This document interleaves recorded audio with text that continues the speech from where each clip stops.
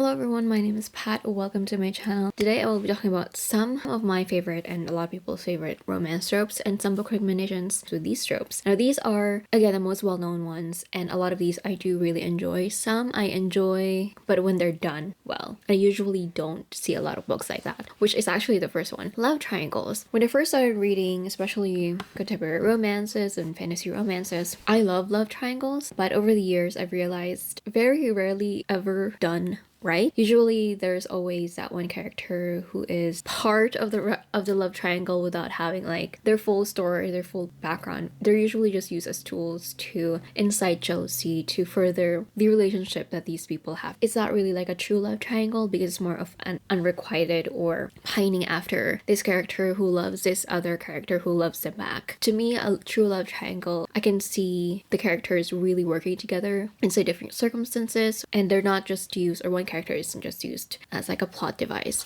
for the two main leads to get together. For this one, my recommendation would be One True Loves by Taylor Jenkins Reid. This also could be a little bit like second chance romance, which is another trope that I will be talking about a little bit later. For here, this one is actually really emotional because the premise is the main character. She gets married to her college sweetheart, and on their first year anniversary he goes on a trip and his plane crashes, and I think a year and a half later she's overcoming her grief, and she's actually recently engaged when they found her husband, and he comes back, and it's like what choice she's going to make, if she's going to fix their marriage or get married to this other person she also loves. So that's, to me, it's that love triangle that really works because you can see how she is with these two characters and how true and genuine her love is for both of those characters, and trying to see at this point in her life where is she seeing herself, or with who is she seeing herself. It's very emotional too, so it was a lot. I was crying when I was reading this. Another one is actually a romance fantasy, The Infernal Devices by Cassandra Clare. I want to be torn between two characters usually, and I am torn, but I do have one person that I prefer over the other one. But again, it's the same concept. I can see Tessa being with Will or being with Jem, and whoever she ends up with, I know that she's going to be happy. They both, Will and Jem, love her, and I know she loves them too. And it's also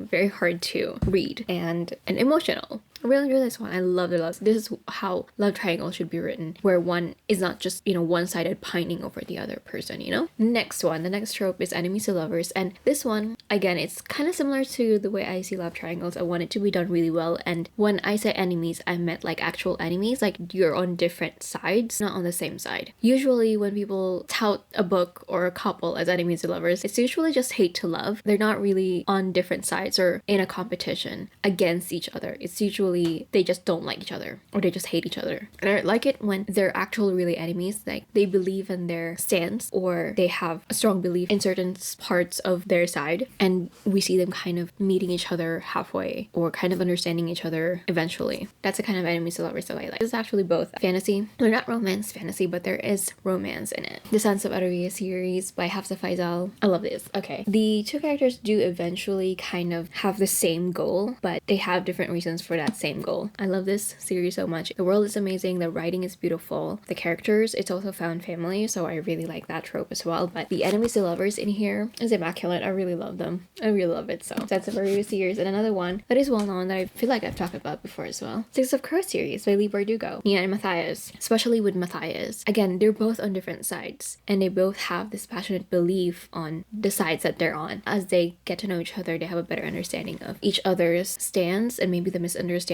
that occurred throughout the years, etc. Yeah. I love this too. So I've talked about this before on like my reading vlog when I read the Grishaverse series, well, the first 5 books, and there is a spoilery part there and other like videos that I talked about. I don't necessarily hate, but it's heartbreaking, so know that getting into it, especially if you're really getting attached to the characters, it's going to be a ride. It's going to be a lot. Next one is actually my favorite, or one of my favorite, and this is Friends to Lovers. I know a lot of people love enemies to lovers. To me, I love Friends to Lovers, but especially when they're actually really done right, because when it comes to Friends to Lovers, the thing that I would often see is they both obviously like each other, and there really isn't any reason for them not to get together. It has to make sense to me why they're so reluctant with getting to be with each other. Usually it is because they don't want to ruin the friendship, or they want to try to see if they could end up together but end up breaking up and not having that friendship anymore, not having this person that's very important to their lives anymore. I want to see the struggle. I want to see them really coming into that conclusion or into that idea, and I really want to see the connection that they have, because a lot of the times there's definitely attraction, they definitely care about each other, but sometimes it's like pretty surface level. You know, there's jealousy, there's possessiveness, there's irritation when, say, this person doesn't spend a lot of time with them or they get jealous, etc. I want it to be done very well in that it makes sense for them to, you know, really struggle with getting together and seeing how they genuinely care about each other. It's not just surface level attraction. I want to see the core of what they believe they are for each other, what they see this other person as part of their lives, and that's why they don't want to lose them, and they'd rather, you know, keep pining for the rest of their lives than risk losing it. I want to see that, I want to feel that, and these are the ones that I love. And I feel like if you've seen my other videos, you'll know which one I'm really talking about here. The first one is one of my favorite books of last year, People We Meet on Vacation by Emily Henry. I mention this every time I talk about this book. The love, the way they view love and the way they view each other and the way they view their connection and just love in general is very close to the way I view love, the way I view love I feel towards another person, and that's why there's a lot of hesitance, there's a lot of fear, keeps them from getting together. They care genuinely about each other, and they have that understanding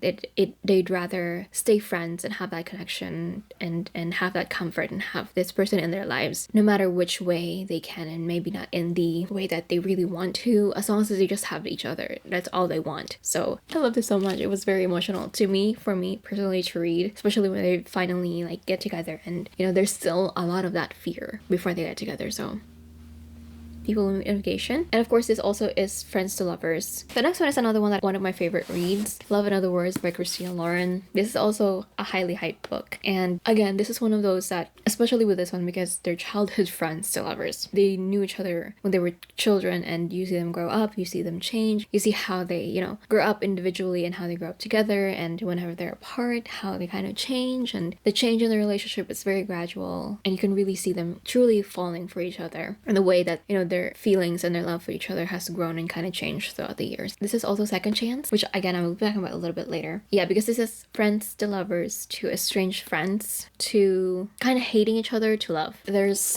a background to this in them getting together and ending that relationship, and what really happened we don't get a reveal until about in the second half of the book. So I also really love this one, also very emotional, and I love these two characters so much. The next one is Forced Proximity. This one is another one that I really love. This is when two characters are forced to be around each other a lot. Can be like over a course of, say, a vacation or something, or it could be like over a course of time, and this coincides with the next trope, fake relationships. You know, the fake relationship, you're forced to be around each other all the time as well. So they can kind of interchange depending on, you know, where the forced proximity is. The first one definitely could be fake relationships as well. The Kiss Quotient by Helen Huang. The heroine employs the hero to teach her how to be in a relationship, how it is to be in a relationship, because she has autism and he is an escort. She's learning through him how to be intimate. There are different ways of intimacy and different ways of, you know, being around each other and what it means to be in a relationship, etc. And again, fake relationship / forced proximity. I really loved the way, especially when it's this kind of forced proximity where it's over a course of time, they really get to know each other. They really understand each other very well. So,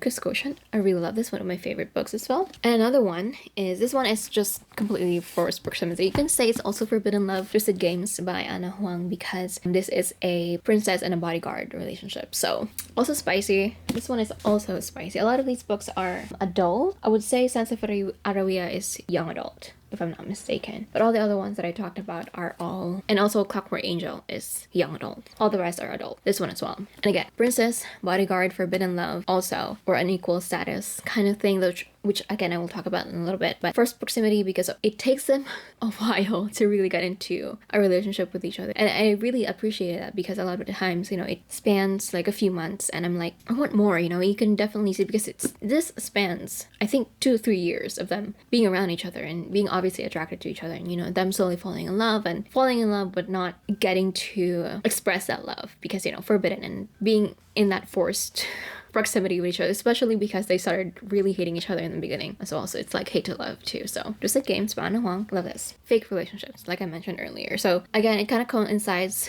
sometimes with forced proximity. The first one is Take a Hint, Danny Brown by Talia Hibbert. This is gold. I love this one so much.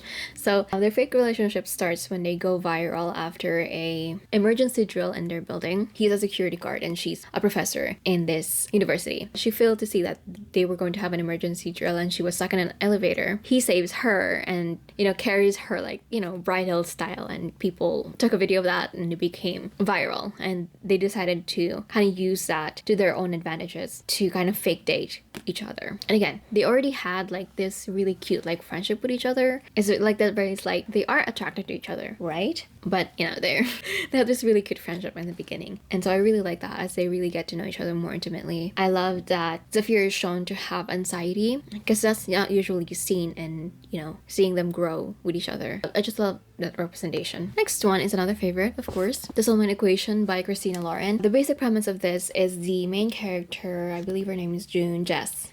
The main character, Jess, decides to try this upcoming dating site, which is similar to Tinder, but it matches you through your DNA to your potential match. And she matches with one of the co-founders of this app, and they decide to kind of fake it and try to see where the relationship, or if the relationship will work, as also like a publicity thing for this upcoming site. Again, of course, it falls under forced proximity because they're spending a lot of time with each other and they're really trying to see if this will work, if this app, this algorithm for them really works. And I love the progress of the relationship. I love how they got to know each other, that slow understanding, especially with Jess being a single mother and him being like this grumpy, super logical scientist type guy. So I love this so much. It has that like third act breakup type thing that I feel like was handled really well. How that was resolved, I felt like it was very realistic and true to the characters that they have, and it doesn't feel like it's a forced third act breakup just to have that kind of climax moment, you know? So next one is a trope that I also mentioned earlier. This is forbidden lover unequal status. This is the same with Twisted Games. The first one is a fantasy also. Again, it's just not a romance fantasy, but it does have a pretty big subplot of romance, and that is Daughter of Smoke and Bone by Laini Taylor. This is one of my favorite books of all time. I actually remember reading this first book when it came out. It's the first time I had read a book so beautifully written, and I was like, I can't wait for the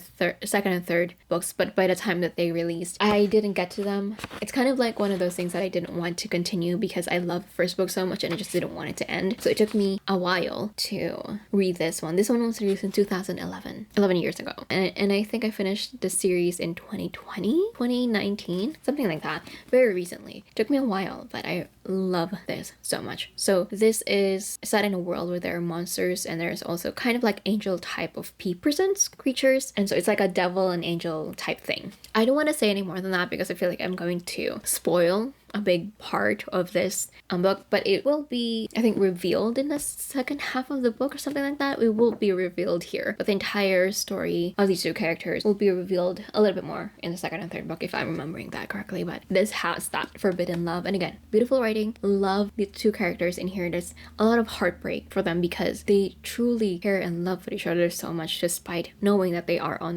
different sides, and you know, trying to come into terms with that and seeing if it is a relationship that they do want to continue. And the next one is a recent read of mine as well, XOXO by Axio. This is a romance between a girl and a K-pop star, like one of the biggest K-pop stars. That's where the unequal social status comes in. You know, there's a lot of like hesitancy in dating this person because they live kind of essentially in a different world from them. You know, there's that angst also. The relationship is very cute. This is very light, very fluffy YA romance. So if you're looking for a cute one, and you love K-dramas and you enjoy those like teen romance K-dramas with a lot of tropes and some cringy moments that you know you enjoy, I highly recommend this one. Next one is Second Chances. I mentioned earlier that One True Loves is also second chances, and Love in Other Words could also be second chances. And for this one, I only really have one book outside of those two that I already talked about earlier, because I don't really read a lot of second chance romances, or haven't really read a lot, or from what I can recall, you know. But the one that is my favorite, 7 Days in June by Tia Williams. I've already talked about this last month when I finished this, and I loved it so much.